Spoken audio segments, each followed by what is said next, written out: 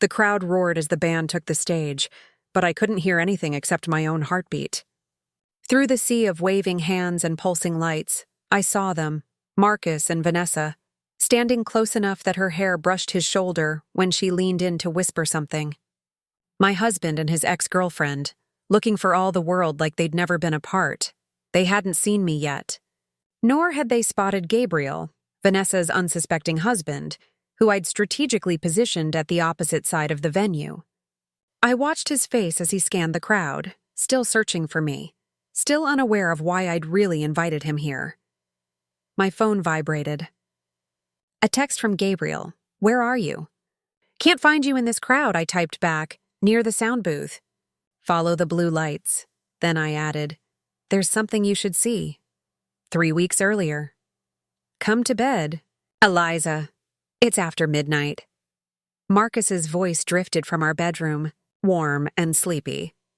Just finishing up this proposal, I called back, my eyes fixed on the laptop screen. The truth was, I'd finished the work proposal an hour ago. Now I was scrolling through Marcus's email, something I'd never done before tonight. I hadn't planned to snoop. But when his phone had chimed with a new email while he was in the shower, and I'd glanced over to see the preview notification, from Vanessa Caldwell. Subject: Can't wait to see you. Something cold and heavy had settled in my stomach. Vanessa. The name that had haunted the early years of our relationship. His college sweetheart, the one who'd gotten away, the one he'd almost married before she'd broken his heart. The one whose shadow I'd spent years trying to escape. I skimmed through their email exchange, each word another needle under my skin. Heard they're coming to Boston in June. Got the tickets. Incredible seats, like old times. Don't mention it to Gabriel. He wouldn't understand. Or Eliza. You know how she gets about these things. My hands trembled as I closed the laptop. 8 years of marriage, and this was where we'd ended up, with secrets and separate lives. With my husband arranging clandestine meetings with his ex while explicitly telling her not to let me know. I slipped into bed beside Marcus, who pulled me against him in his sleep. I lay rigid in his arms, staring at the ceiling, feeling the gulf between us widen with each breath. Love you, he murmured, half conscious. I didn't answer. Marcus and I met at a charity auction 11 years ago. I was 28, working in public relations, organizing the event. He was 32, a successful architect who donated a consultation package. When he outbid everyone else on a painting I'd been eyeing all evening, only to present it to me at the end of the night. I thought I'd stumbled into a romantic comedy. I noticed you looking at it, he said, his smile slightly crooked, endearingly nervous. I figured it belonged with you. 3 months later, I moved into his sleek downtown apartment. 6 months after that, he told me about Vanessa while we were making dinner. She was everything for a while, he admitted, chopping vegetables with precise, careful movements. We were together for 6 years. I proposed. She said yes. Then she met someone else 3 months before the wedding. Gabriel, I supplied. I'd already heard fragments of the story from mutual friends. Marcus nodded. She called off the wedding, married him 6 months later. I heard they moved to Chicago. Do you still think about her? I asked, trying to sound casual. He looked at me then, his eyes serious. Not in the way you're asking. It was a long time ago. I believed him, or wanted to believe him. But throughout our relationship, there were moments. A distant look in his eyes, a story abruptly cut short, a reluctance to drive past certain restaurants or cafes. That made me wonder if Vanessa still occupied the corners of his heart that I couldn't reach. When we married 2 years later, I told myself those corners didn't matter. We had built something real and lasting. We had a beautiful home, thriving careers, a wide circle of friends. If sometimes I caught him looking wistful when certain songs played, if sometimes he seemed to be searching for something I couldn't provide, well, that was marriage, wasn't it? No one person could be everything to another. But as I lay beside him that night, the words from those emails burning in my mind, I wondered if I'd been lying to myself all along. Marcus, do you remember Alicia from college? The one who went into music management? I asked casually over breakfast the next morning, watching his face carefully. He glanced up from his phone. Vaguely? Why? She reached out yesterday. Apparently, she's working with that band you used to love, Concrete Memory. They're doing a reunion tour. His coffee cup paused halfway to his mouth. A flicker of something? Alarm? Guilt? Crossed his face before he composed himself. Really? That's cool. Good for them. They're coming to Boston in June. She could get us tickets if you're interested. He set down his cup, his movements deliberate. June is pretty busy with the Hamilton project. Probably can't make it work. That's too bad, I said, my voice steady despite the thundering in my chest. It would have been fun to see them together. Yeah, well. He stood, gathering his things. Maybe next time. I watched him leave, the lies settling between us like dust. He was planning to go to that concert with Vanessa. And he had just lied to my face about it. That afternoon, I did something I'm not proud of. I tracked down Gabriel Caldwell. It wasn't difficult. A few social media searches, some LinkedIn browsing, and I learned that Gabriel and Vanessa had moved back to Boston 2 months ago. He was a financial analyst at a firm downtown. They had no children. I stared at his profile picture, a handsome man with serious eyes and a reserved smile, standing beside Vanessa at what appeared to be a charity gala. She looked the same as I remembered from the few photos Marcus had kept, striking, with long auburn hair and a confidence that radiated even through the screen. Before I could reconsider, I sent Gabriel a message, introducing myself as a potential client interested in financial planning. He responded within the hour, professional and courteous, suggesting we meet for coffee later that week. As I confirmed the appointment, a plan began to take shape in my mind. Not a rational plan, not a healthy one, but one that would finally bring everything hidden into the light. Gabriel Caldwell was taller in person, with the kind of conventional good looks that improved when he smiled, which he did often during our meeting. He was polite, articulate, passionate about his work. If he recognized my name or connection to Marcus, he showed no sign. So what specific areas of financial planning are you interested in, Mrs. Brennan? He asked after we'd settled at a corner table with our coffees. Please call me Eliza, I said.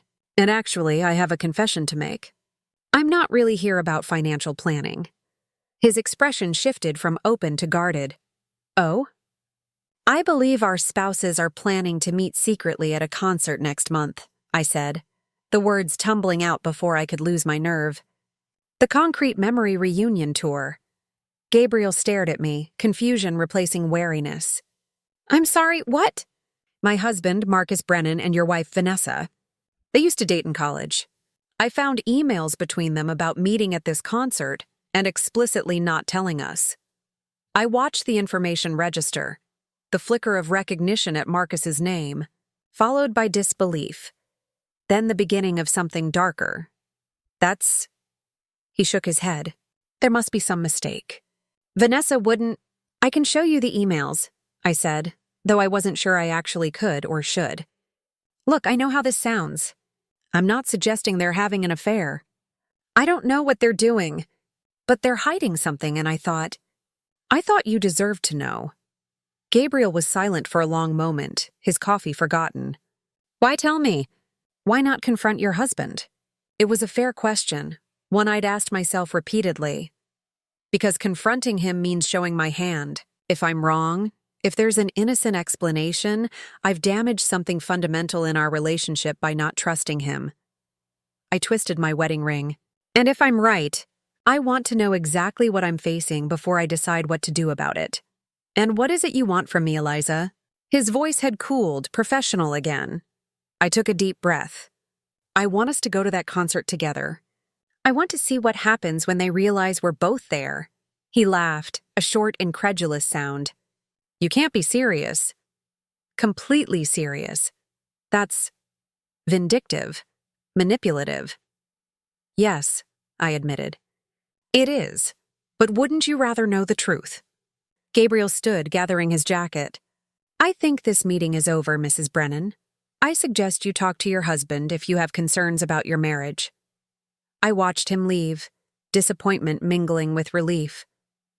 Perhaps it was better this way. Better to face Marcus directly than to orchestrate some elaborate confrontation. Gabriel's rejection felt like a sign to take the high road.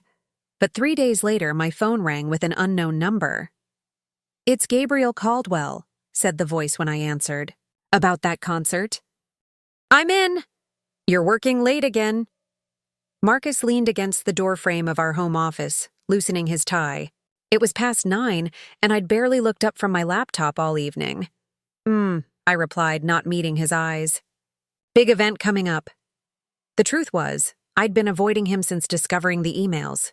Every conversation felt like walking through a minefield, every casual touch a reminder of his deception. I'd buried myself in work, volunteered for extra projects, anything to keep distance between us. "You've been distant lately," he said carefully. "Is everything okay?" I looked up then, studying his face. The face I'd woken up to for 8 years. The face I thought I knew better than my own.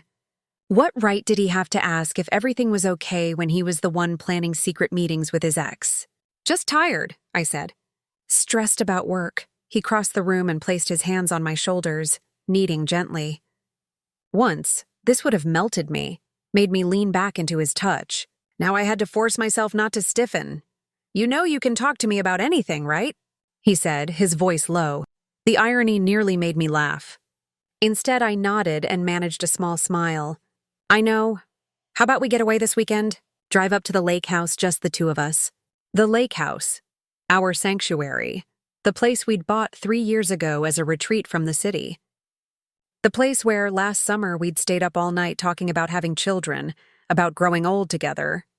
"I can't this weekend," I said. "The Donovan event is Saturday."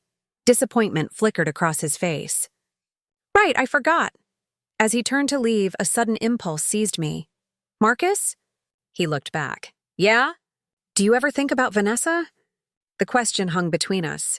I watched him carefully, saw the brief tensing of his shoulders, the almost imperceptible pause before he answered. Where did that come from? "Just curious," I said. "You never talk about her," he shrugged a studied casualness. "Not much to talk about. Ancient history. So you don't keep in touch?" His eyes met mine, steady and clear. "No, Eliza. I don't keep in touch with my ex from over a decade ago." Why would I? The lie slid so easily from his lips that for a moment I doubted myself. Maybe I'd misunderstood the emails. Maybe there was an explanation I hadn't considered. But then I remembered. Don't mention it to Eliza. You know how she gets about these things. The dismissiveness of it, the casual agreement between them that I was an obstacle to be managed rather than a partner to be respected. "No reason," I said. "Just wondering." After he left, I opened my phone and texted Gabriel. "Still in for the concert?" His response came quickly. "Yes, but I want to be clear.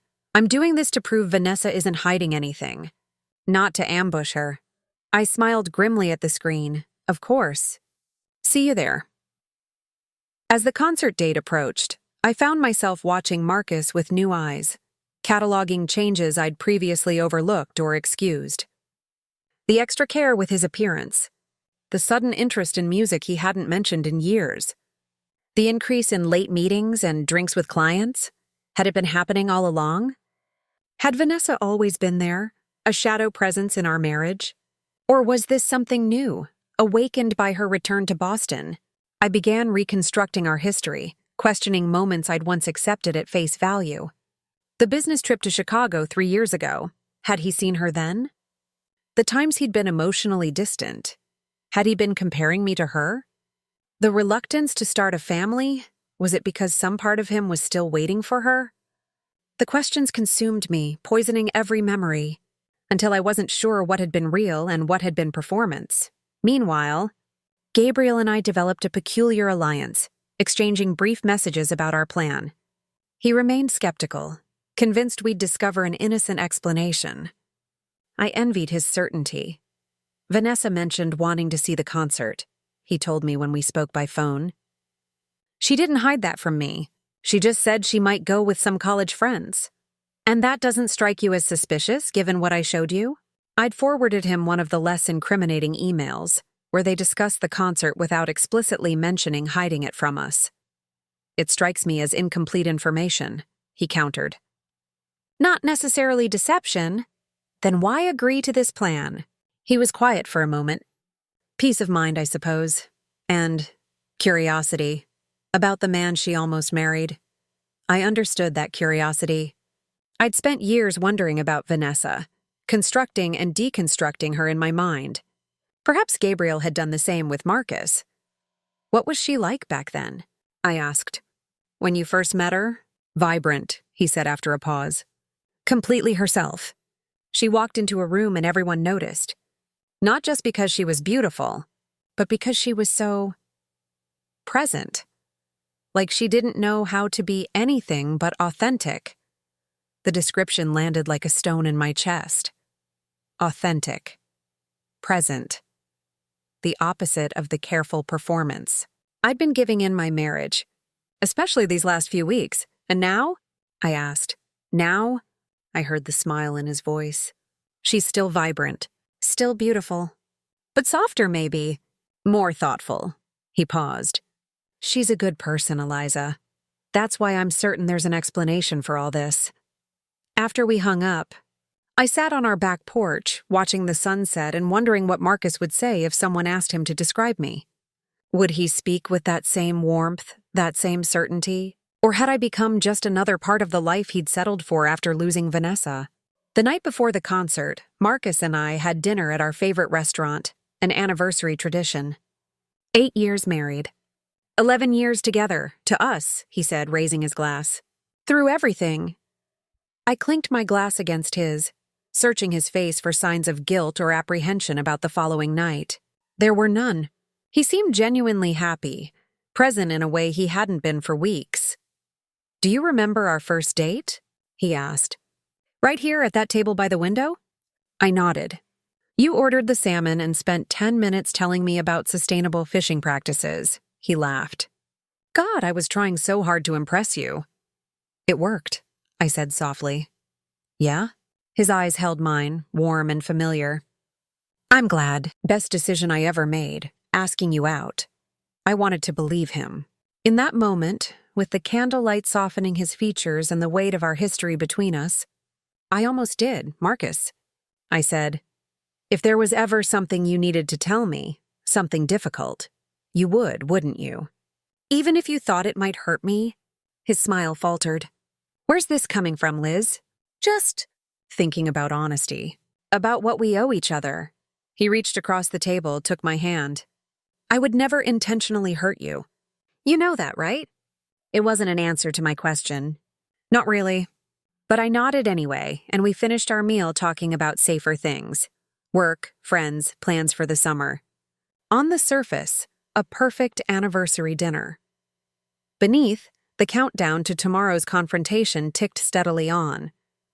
The night of the concert arrived clear and mild, a perfect June evening. Marcus told me he had a client dinner, kissed me goodbye with convincing casualness. I waited 20 minutes, then called an Uber to take me to the venue. Gabriel and I had agreed to meet at a bar across the street an hour before the show. I spotted him immediately, tall, dressed in dark jeans and a button-down shirt, looking considerably more nervous than he had during our previous meetings. Are you sure about this? He asked after ordering us drinks. It's not too late to back out. I'm sure, I said, though my stomach churned with anxiety. You? He nodded grimly. Let's get it over with. We'd developed a simple plan. Enter separately, position ourselves where we could observe without being immediately spotted, then wait for Marcus and Vanessa to arrive. Gabriel would text me when he located them, and I would decide when to make our presence known. What happens after? Gabriel asked. After the revelation, I mean. I'd been avoiding that question, focusing on the confrontation itself rather than its aftermath. I guess that depends on what we discover. And if it's innocent, if there's a reasonable explanation, then we'll have made fools of ourselves, I admitted. And I'll have some serious repair work to do in my marriage. He smiled ruefully. At least we'll have good seats for the show. As we finished our drinks, I studied Gabriel, trying to see him through Vanessa's eyes. He was handsome in a conventional way, with kind eyes and a steadiness about him that suggested reliability. Different from Marcus, who had always possessed a restless energy, an intensity that could be both exhilarating and exhausting. "Why did she choose you?" I asked suddenly, the question emerging before I could censor it. "Over Marcus, I mean. If he was offended, he didn't show it." "I've asked myself that many times," he said. "She told me once that with Marcus, she always felt like she was performing, trying to match his intensity, his ambition. With me, she said she could just be." The answer resonated uncomfortably. How many times had I adjusted myself to match Marcus's mood, his expectations? How often had I swallowed my own needs to accommodate his? "We should go," Gabriel said, checking his watch. "They'll be arriving soon." We walked to the venue together, then separated at the entrance, Gabriel heading to the right side of the stage, me to the left. The crowd was already thick, a mix of nostalgic 30-somethings and younger fans discovering the band through their recent revival.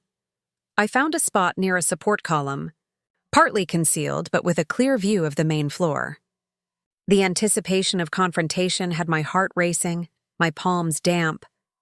I scanned the crowd obsessively, looking for Marcus's familiar form, for the auburn hair I remembered from photos of Vanessa. My phone buzzed.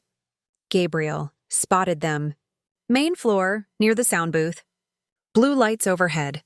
I pushed through the crowd, moving closer until I saw them. Marcus, in the shirt I'd given him for his birthday. Vanessa beside him, her head tilted toward his as they spoke. Intimate despite the noise around them. They looked right together. Comfortable. As if the 11 years since their breakup had collapsed into nothing. I texted Gabriel my location, and soon felt his presence beside me. "What now?"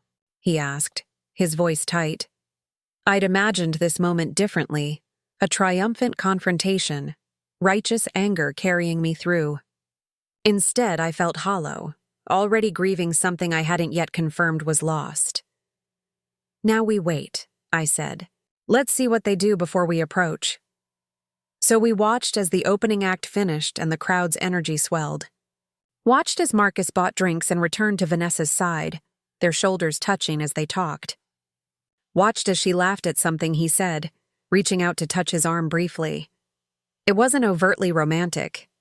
They weren't kissing or holding hands, but there was an ease between them, a familiarity that felt like a betrayal of both Gabriel and me. "I've seen enough," Gabriel said finally, his voice hard. "Let's do this."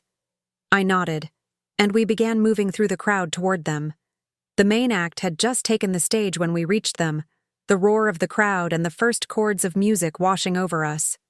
Marcus spotted me first, his expression shifting from shock to confusion to something like fear. "Eliza," he shouted over the music.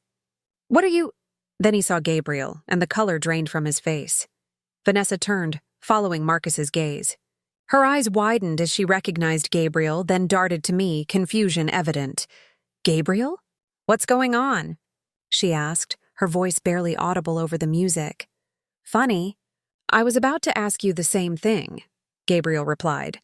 His tone controlled but cold. I locked eyes with Marcus, whose stunned expression had hardened into something defensive. "Client dinner, huh?" I said. Around us, the crowd jumped and cheered as the band launched into their first song, oblivious to our small drama unfolding. "Can we talk about this somewhere else?" Marcus shouted, gesturing toward the exit. Part of me wanted to refuse, to force the confrontation right there amid the noise and chaos. But I nodded, and the four of us pushed our way back through the crowd to a relatively quiet area near the bathrooms. "What the hell is this, Eliza?" Marcus demanded once we could hear each other. "Are you following me now?" "I didn't need to follow you. I read your emails," I said. "The ones where you and Vanessa arranged to meet here and explicitly agreed not to tell me or Gabriel." Vanessa turned to Gabriel, her expression stricken. "This isn't what it looks like." "Then what is it?" he asked. "Because from where I'm standing, it looks like you lied about where you were going tonight." "I didn't lie," she protested. I told you I was meeting college friends for the concert. Technically true, I guess. I cut in. Just not the whole truth. Marcus stepped toward me, lowering his voice. Eliza, this is insane. You're making a scene over nothing. Nothing? I repeated. You've been secretly communicating with your ex-fiancée, arranging to meet her behind my back, and explicitly telling her not to let me know. That's not nothing, Marcus. You read my emails, he said, his voice rising.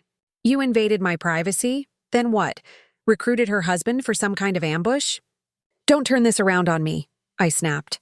If you weren't hiding something, why tell her not to mention it to me? Marcus ran a hand through his hair, exasperated.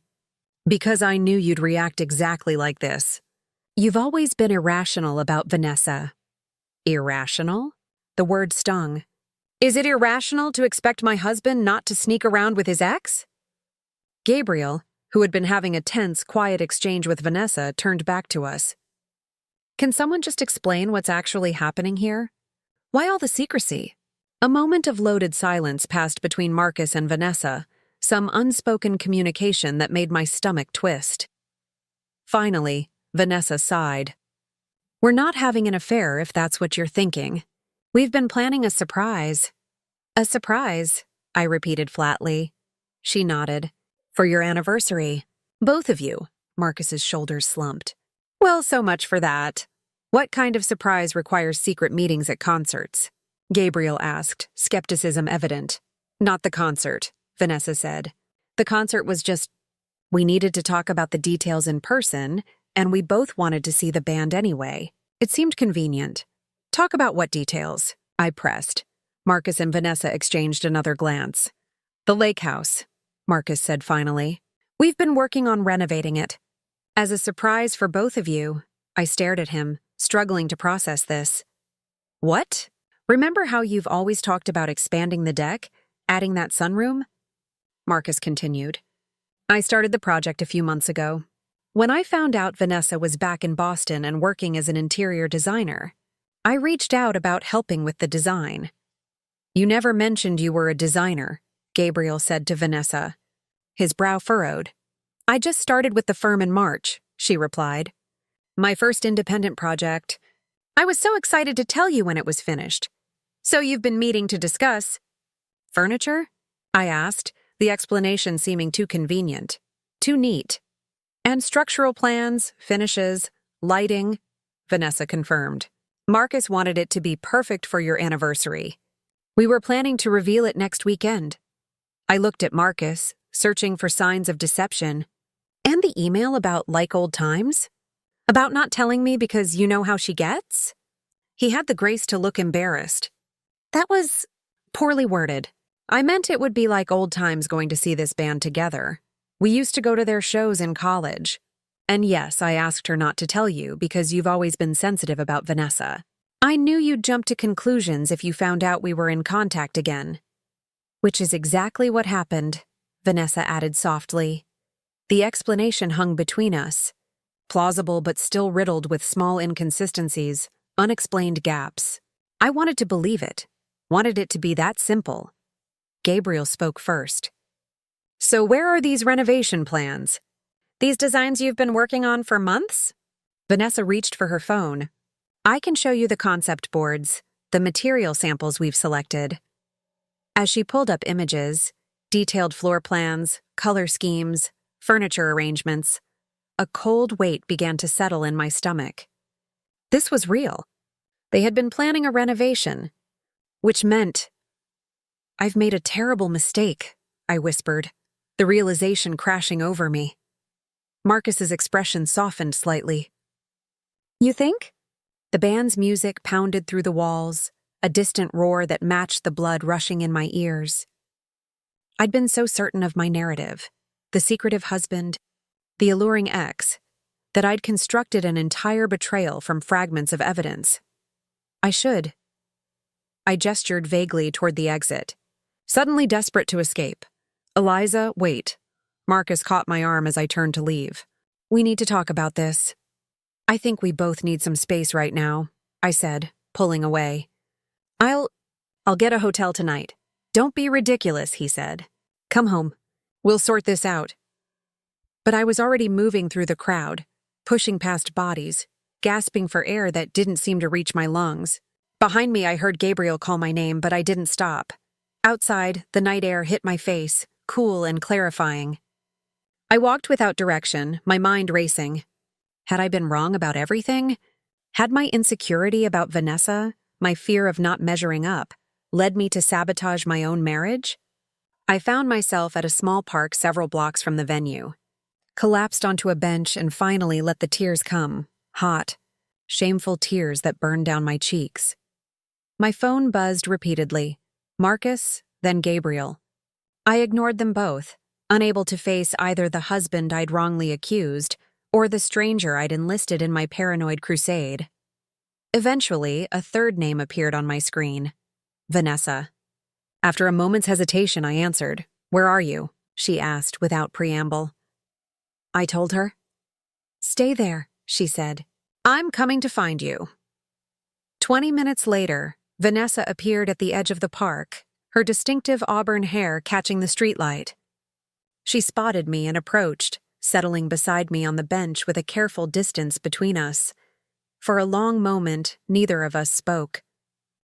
I studied her from the corner of my eye. This woman who had occupied so much space in my imagination for years. In person, she was both more and less than the specter I'd constructed. Beautiful but human, composed but with a nervousness evident in the way she twisted her wedding ring. "The men are looking for you," she said finally. "I convinced them to let me try first." "Why?" I asked, my voice raw from crying. She considered this. "Because I think I understand what happened better than they do." I laughed bitterly. "You think you understand why I spied on my husband and stalked you and your husband?" "I think I understand what it's like to feel like you're competing with a ghost," she said quietly. The statement caught me off guard. "What do you mean?" Vanessa sighed, looking out at the darkened park. "When Marcus and I were together, he had this ex, Jillian, from before college. She'd broken his heart, moved overseas.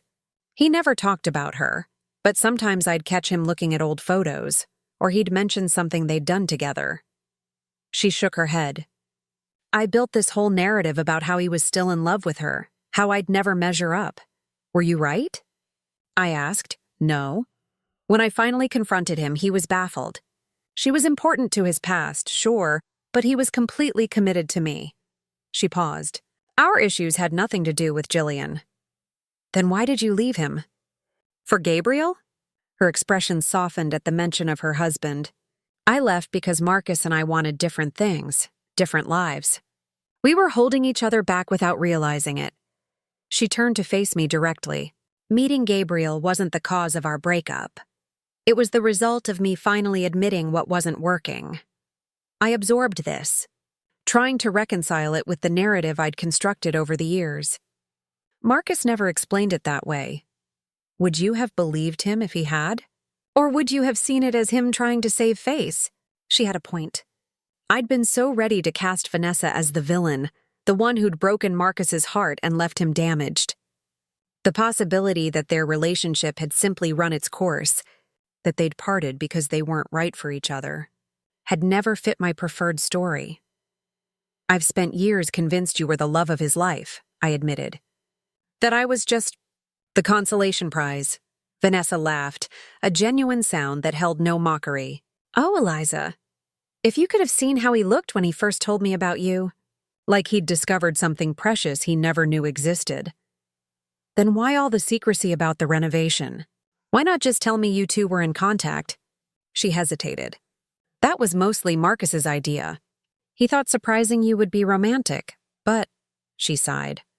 "If I'm being honest, I think part of him was afraid of exactly this reaction, that you'd see any contact between us as threatening." The truth of it stung. Hadn't I proven him right? "And now I've ruined everything," I said. "He'll never forgive me for this." "You'd be surprised what people can forgive when they love each other," Vanessa replied. She stood, extending her hand. "Come on. Let's find them." We found Marcus and Gabriel at a bar near the venue, sitting in tense silence over untouched beers. When Marcus saw me, he stood, his expression unreadable. "Can we talk?" I asked. "Privately?" He nodded, and we moved to a quiet corner while Vanessa slid into the booth beside her husband. For a long moment, we just looked at each other, the weight of the evening heavy between us. "I'm sorry," I said finally. "I was wrong. Completely wrong." "Yes, you were." His voice was flat. "You read my private emails. You followed me. You enlisted a stranger to help ambush me. Do you have any idea how violated I feel right now?" "I do," I said. "And you have every right to be angry." When I saw those emails, all my insecurities about Vanessa came rushing back, and I convinced myself that I was cheating on you, he finished. "After 11 years together, after everything we've built." He shook his head. "What hurts most is that you didn't just ask me, Eliza.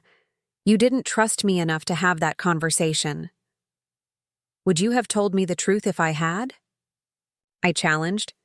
"Or would you have kept lying about the renovation?" "It was a surprise, not a lie," he countered, but I could see the doubt in his eyes. "But maybe you're right. Maybe the secrecy was a mistake. I just wanted to do something special for you, to show you how much our life together means to me. By working with the woman I've always felt insecure about?" He ran a hand through his hair, frustrated. "I didn't think of it that way. Vanessa is a talented designer who knows our taste. It made sense professionally." He sighed. "But you're right. I should have been more sensitive to how it might look to you." A small concession, but it opened the door to reconciliation. We both had made mistakes. Both let fear and insecurity guide our actions instead of trust. "Where do we go from here?" I asked softly. Marcus was quiet for a long moment. "I don't know, Liz. I need some time to process all this." It wasn't the forgiveness I'd hoped for, but it wasn't rejection either. It was honest, the beginning of a conversation rather than the end of one. Across the bar, I saw Gabriel and Vanessa in what appeared to be an intense discussion. Gabriel glanced our way, his expression softer than before, though still troubled. "We should get back to them," I said. Marcus nodded. "Yeah." As we rejoined the other couple, an awkward silence fell over the table. "So," Gabriel said finally. "That was quite an evening." A startled laugh escaped me, and soon all four of us were laughing, a release of tension that felt cathartic, if temporary. "I believe I owe both of you an apology," I said when the laughter subsided. "Especially you, Gabriel. I dragged you into this mess." He shook his head. "I'm an adult. I made my own choice to participate." He glanced at Vanessa. "Though we'll certainly be having some discussions about communication and transparency when we get home." "As will we," Marcus added. Meeting my eyes. "The renovation really is beautiful," Vanessa offered, clearly trying to steer us toward safer ground. "I think you'll love it, Eliza. It's nearly finished. Just some final touches next week." "I'd like to see it," I said. The olive branch accepted. Maybe we could all go up there next weekend? As originally planned?" The suggestion hung in the air, bold in its optimism. Marcus raised an eyebrow, considering that might be good, he said finally. A chance to clear the air completely. If Gabriel and Vanessa are still willing. Gabriel exchanged a look with his wife, then nodded. "I think we'd like that." As we finished our drinks, making tentative plans for the lake house visit, I felt something shift between the four of us. Not friendship. Exactly, but the possibility of understanding. The ghost of what Marcus and Vanessa had been to each other seemed less threatening now, more a part of a shared history that had led all of us to where we were. Outside the bar, as we prepared to go our separate ways, Vanessa pulled me aside. "For what it's worth," she said quietly, "he loves you in a way he never loved me. More deeply, more securely. How can you be sure?" I asked. She smiled, a little sad, a little wise. "Because he chose a life with you. With me, he was always chasing something. Success, perfection, some ideal version of himself. With you, he seems at peace." Her words settled around me like a blessing, unexpected, unearned, but gratefully received. Marcus and I took a taxi home in silence, both exhausted from the emotional tumult of the evening. As we got ready for bed, Awkward but careful with each other, he paused. I need you to know something, he said. Vanessa was an important part of my past. I won't deny that. But you, Eliza, you're my choice. Every day, you're my choice. It wasn't forgiveness, not yet. But it was a beginning, a truth to build on, to find our way back to each other. I reached for his hand, and after a moment's hesitation, he took it. I choose you too, I whispered. I'm sorry I forgot that for a while. As we lay in bed, not touching but present with each other, I thought about the stories we tell ourselves about our relationships, the narratives we construct from fragments of evidence, colored by our own fears and insecurities.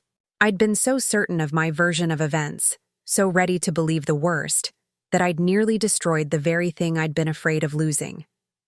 Trust, once damaged, takes time to rebuild. But as I drifted towards sleep, listening to Marcus's steady breathing beside me, I felt something like hope stirring, fragile but persistent. We would go to the lake house next weekend. We would see the renovation that Marcus had planned as a gesture of love, not betrayal. We would begin again, with clearer eyes and more honest hearts, and maybe, just maybe, the four of us would find in this strange beginning a new kind of ending, one where old ghosts finally laid to rest could make room for something unexpected and real. 1 year later, Lake House deck glowed with string lights as the sun set over the water. Music drifted from the speakers, not concrete memory this time, but something softer, more acoustic. I carried a tray of drinks outside to where our guests were gathered. Gabriel deep in conversation with Marcus about some financial strategy. Vanessa arranging flowers in the sunroom that had been her design contribution to our home. Need any help? I asked, setting the tray down. She smiled, adjusting a stem. Almost done. It's looking good, isn't it? The renovation held up well. Better than good, I agreed. It's perfect, and it was. The expanded deck, the sunroom that captured both morning and evening light, the subtle changes to the interior that somehow made the space feel both more elegant and more comfortable. All of it had become a daily reminder of how wrong I'd been that night at the concert, how close I'd come to losing everything over a misunderstanding born of insecurity. The aftermath hadn't been easy. Marcus and I had spent months in couples therapy, slowly rebuilding trust, learning to communicate our fears instead of acting on them. There had been setbacks, moments when the hurt resurfaced, when forgiveness seemed impossible. But gradually, almost imperceptibly, we'd found our way back to each other, stronger, more honest, more conscious of the work that love requires. Gabriel and Vanessa joined us, Gabriel carrying wine glasses, Vanessa linking her arm through his with easy affection. 2 unexpected friendships, Gabriel proposed, raising his glass. We clinked glasses. The 4 of us connected now by something that defied simple explanation. Not quite friendship in the conventional sense, but a shared experience that had forced all of us to examine our marriages, our assumptions, our capacity for forgiveness. Marcus's hand found mine, warm and familiar. Happy anniversary, he murmured. 9 years married. 12 years together. A lifetime still ahead. Happy anniversary, I echoed, squeezing his hand. Later, after Gabriel and Vanessa had gone, Marcus and I sat on the deck, watching the moon's reflection ripple across the lake. Do you ever regret it? I asked. The way things unfolded last year? He considered this, his profile thoughtful in the dim light. Regret is a funny thing, he said finally. I regret the hurt, the misunderstanding. But the clarity that came afterward? He shook his head. I can't regret that. I nodded, understanding exactly what he meant. Sometimes it takes nearly losing something to recognize its true value, to see past the stories we've been telling ourselves to the reality underneath. Besides, he added with a small smile, it makes a hell of a story. I laughed, leaning against his shoulder. Maybe not one we should share at dinner parties. I don't know. How I caught my husband at a concert with his ex and brought her husband along has a certain dramatic flair. More like, How I nearly destroyed my marriage through unfounded jealousy and poor communication skills, I countered. Or, how 4 people learned that the past doesn't have to define the present. I considered this, liking his version best. I'll drink to that. As we clinked glasses again, I thought about the journey of the past year, the painful conversations, the slow rebuilding of trust, the unexpected friendship that had emerged from chaos. None of it had been easy. All of it had been necessary. The ghosts we carry, the insecurities that haunt us, the stories we tell ourselves about our relationships. They don't disappear in a single moment of revelation. But with enough love, enough honesty, enough willingness to see beyond our fears, they can transform into something else entirely. Bridges rather than barriers, connecting us to the people we love most. Marcus pulled me closer, and together we watched the night deepen over the lake, our reflection in the water below, 2 people, imperfect but chosen, making their way forward together. And that wraps up today's story. Now we want to hear from you. Where are you watching from? Drop your city or country in the comments, and let's see how far these stories reach. If this story moved you or gave you chills, give it a like, share, and subscribe for more powerful stories. One last thing, rate the story from 1 to 10 in the comments. Your feedback helps us bring you even better ones next time. Thanks for watching. We appreciate you being part of this storytelling journey.